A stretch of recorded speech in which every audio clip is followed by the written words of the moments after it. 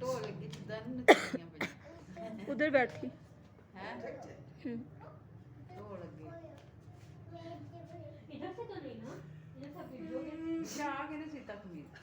हाँ फरहाना ने चाहिए मुझे पता नहीं किसने वो भेजेंगे ना उधर से ना इधर देखो ना हमें पापा को भेजेंगे ये क्या खड़ी हो झूले ले रहे हम ये किसकी है चेयर ये व्हील चेयर किसकी है हाँ वाह, किसकी वाह, बोल के वाह, बताओ। वाह, कौन है? चांद है नाना बुआ